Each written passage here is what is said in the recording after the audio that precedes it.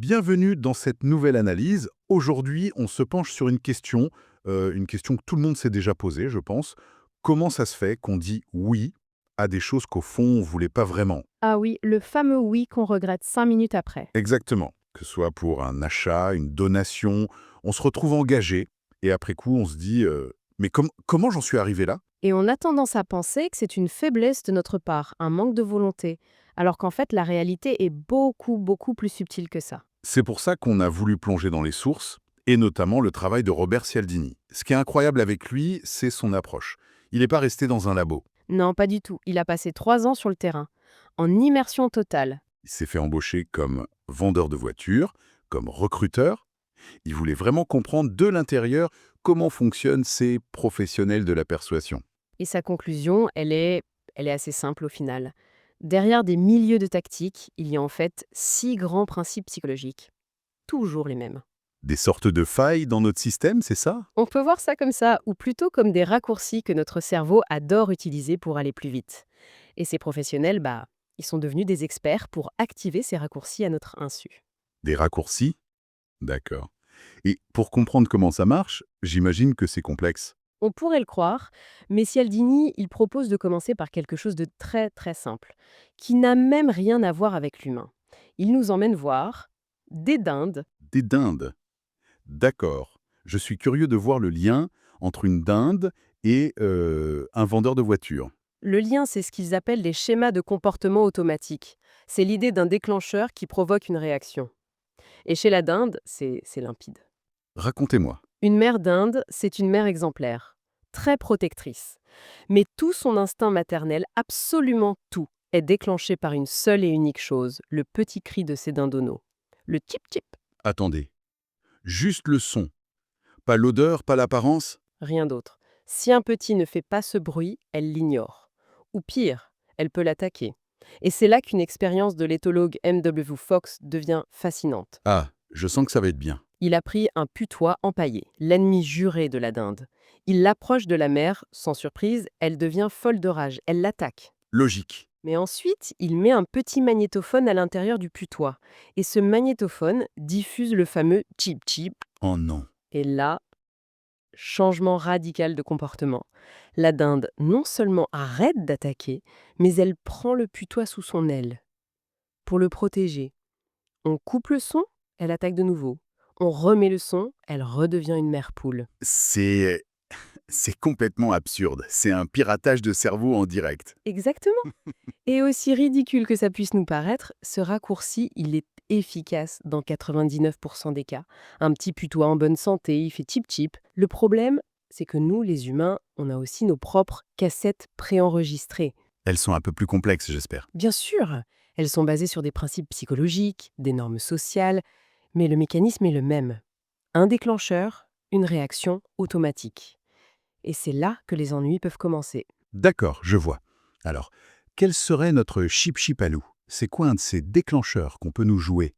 Un des plus fondamentaux et des plus vicieux, c'est le principe de contraste. Notre cerveau ne juge jamais rien dans l'absolu, toujours par comparaison. C'est vrai. Si on soulève un objet léger et puis un lourd, le lourd paraît encore plus lourd. Voilà. Et comment ça devient une arme de persuasion? Pensez à un magasin de vêtements. Vous voulez un costume et une chemise. Que va vous montrer un bon vendeur en premier? Le costume, j'imagine. La pièce la plus chère. Précisément. Et pas pour rien. Une fois que vous avez mentalement accepté de dépenser, disons, 500 € pour le costume, une chemise à 80 € à côté, ça paraît presque dérisoire. C'est une bonne affaire. Alors que s'il avait fait l'inverse, S'il avait commencé par la chemise à 400 €, le costume à 500 € aurait semblé astronomique. C'est une manipulation du point de référence. c'est subtil et terriblement efficace. Et les sources donnent un exemple qui pousse ça à l'extrême. La lettre d'une étudiante, Sharon. Ah, la lettre de Sharon, un chef-d'œuvre de psychologie appliquée. C'est magnifique. Elle écrit à ses parents et elle commence par une série de catastrophes. Je résume, hein. Incendie dans sa chambre, saut par la fenêtre, fracture du crâne. Le cauchemar absolu pour des parents. Elle continue en sauvée par un pompiste, elle est tombée amoureuse, elle est enceinte, ils vont se marier, mais il a une petite infection et il n'est pas de la même religion. Elle construit le pire scénario possible. Et c'est seulement après avoir peint ce tableau noir, très très noir, qu'elle abat sa vraie carte. La chute est incroyable. Elle écrit: Maintenant que vous savez tout ça, je veux vous dire qu'il n'y a pas eu d'incendie, pas de fracture, pas de grossesse, pas de fiancé. Par contre, j'ai eu un D en histoire et un F en chimie, et je voulais que vous voyiez ces notes dans leur juste perspective. C'est du génie. Nulle en chimie peut-être, mais elle mérite un A+ en psychologie. Par le simple jeu du contraste des notes qui auraient provoqué une crise deviennent un soulagement. C'est une manipulation parfaite. Donc ça, c'est le contraste. Mais est-ce qu'il y a des techniques qui jouent plus sur nos codes sociaux, notre éducation? Absolument. Et là, on entre dans le territoire du principe qui est sans doute le plus puissant de tous, la réciprocité. Ah oui. L'idée que si on reçoit quelque chose, on se sent obligé de donner en retour. C'est une règle non dite, mais quasi inviolable. C'est le ciment de nos sociétés. On vous invite à dîner, vous ramenez une bouteille. C'est ancré en nous. Et c'est plus fort que la logique, apparemment. L'exemple des cartes de vœux est fou, Oui, ce professeur qui envoie des cartes de Noël à des centaines de parfaits inconnus. et qui reçoit une avalanche de cartes en retour. De gens qui n'ont aucune idée de qui il est. Mais ils ont reçu, donc ils se sentent obligés de rendre. C'est plus fort qu'eux. Ne pas le faire, c'est passer pour un profiteur, un ingrat. Personne ne veut de cette étiquette. Exactement. Et pour voir comment c'est exploité, l'expérience du professeur Regan est très très parlante. Avec le Coca-Cola, c'est ça. On invite un sujet à évaluer des tableaux. À côté de lui, il y a un complice, Joe. Au milieu de l'expérience, Joe sort. Dans un cas sur deux, il revient avec 2 Coca. Et il en offre un au sujet, comme ça a l'air de rien. Un petit cadeau non sollicité. Voilà. À la toute fin, Joe demande une faveur. Je vends des billets de tombola, tu veux pas m'en acheter quelques-uns? Et le résultat est sans appel. Les gens qui ont eu le coca achètent beaucoup plus de billets. Le double, en moyenne. Mais le plus fou, c'est pas ça. Hein. Le plus fou, c'est que Reagan avait aussi demandé au sujet s'ils aimaient bien Joe. Et il s'est rendu compte que la sympathie n'avait presque aucun impact. Qu'on aime Joe ou pas, si on avait reçu le coca, on achetait quand même. L'obligation de rendre était plus forte que le sentiment personnel. C'est puissant. Je pense tout de suite à la secte Hare Krishna que la source mentionne. C'est un cas d'école, oui. Au début, avec leur apparence, ils avaient du mal à avoir des dons, alors ils ont changé de stratégie. Au lieu de demander, ils ont commencé par offrir. Une fleur, un livre. Et une fois que vous avez le cadeau dans la main, Le piège de la réciprocité se referme. Il devient socialement très difficile de refuser de donner une pièce en retour. c'est le principe de l'échantillon gratuit au supermarché. On se sent toujours un peu redevable. Tout à fait. Et il y a une version encore plus sophistiquée de ça. Une technique qui combine la réciprocité et le contraste. On l'appelle le rejet-retrait. Le nom fait un peu peur. C'est quoi le principe? C'est l'art de la concession. L'idée, c'est de commencer par faire une demande complètement démesurée. Une requête dont vous savez pertinemment qu'elle va être refusée. D'accord. Et une fois que la personne a dit non, Vous vous rabattez sur une demande beaucoup plus petite, qui était en fait votre véritable objectif depuis le début.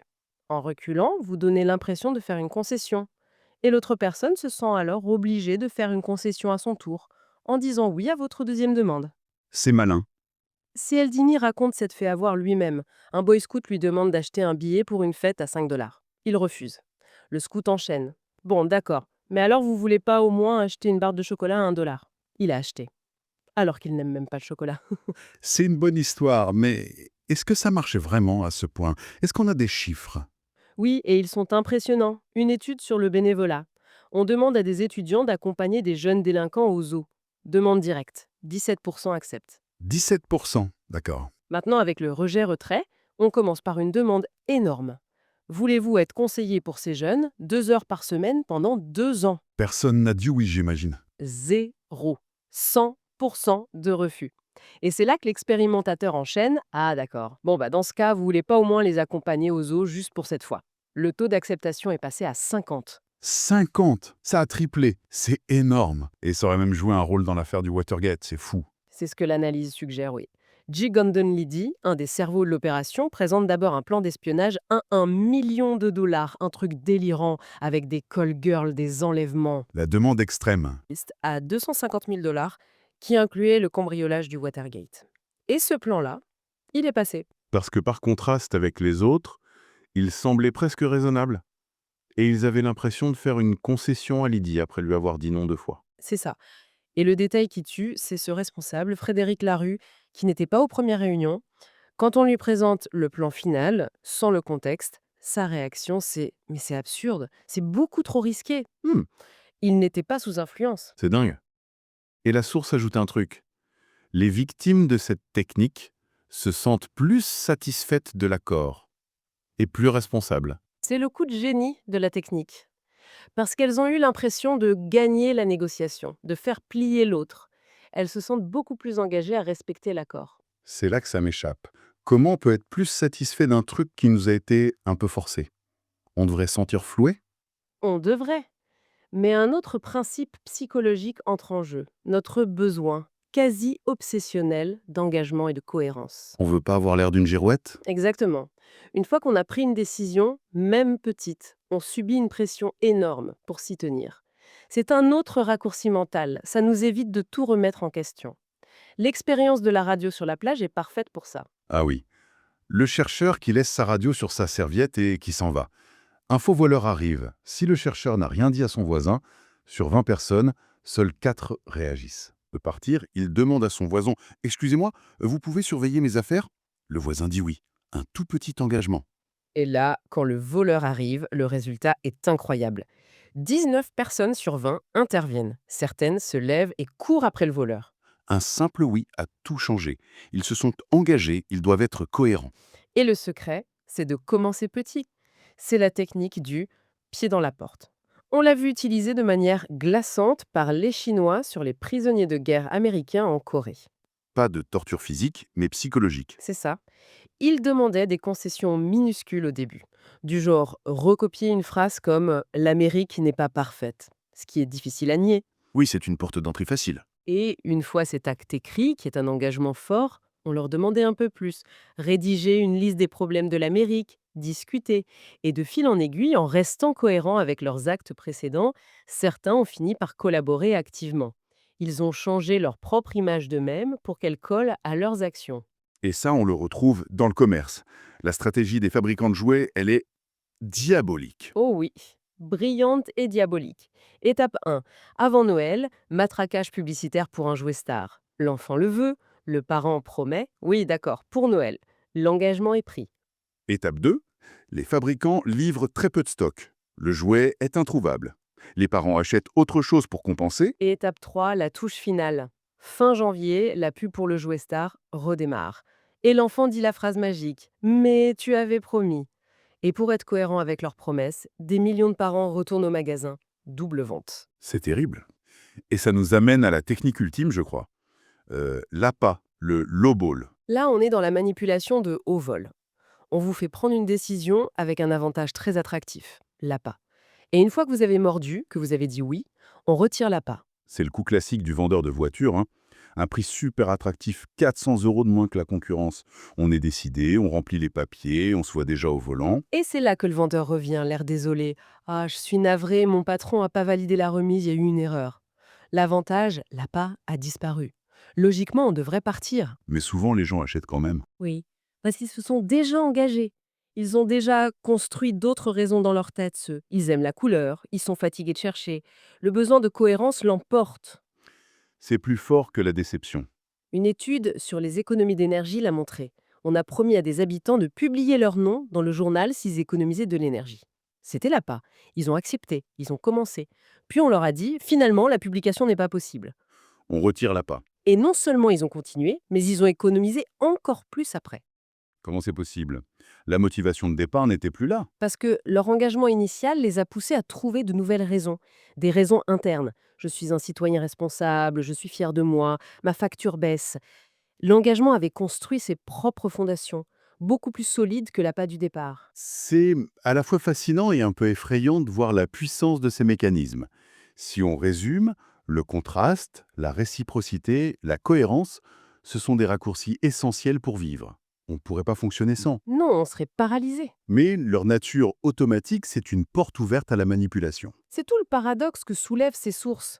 On vit dans un monde de plus en plus complexe, surchargé d'informations. Du coup, on est de plus en plus obligé de se fier à ces raccourcis pour décider. On n'a plus le temps ni l'énergie pour tout analyser. Donc, plus le monde est complexe, plus on devient vulnérable en quelque sorte. Exactement. Et ça nous laisse avec une dernière question, une réflexion peut-être pour ceux qui nous écoutent. On a vu comment un vendeur ou un publicitaire peut utiliser ces principes. Mais que se passe-t-il quand ils sont utilisés à une échelle industrielle? par des algorithmes sur les réseaux sociaux, les sites de e-commerce. Des systèmes qui connaissent nos déclencheurs psychologiques mieux que nous-mêmes. Bien mieux. Alors, la question c'est, comment peut-on espérer garder notre autonomie de décision quand les outils de la persuasion deviennent à la fois totalement invisibles et absolument omniprésents?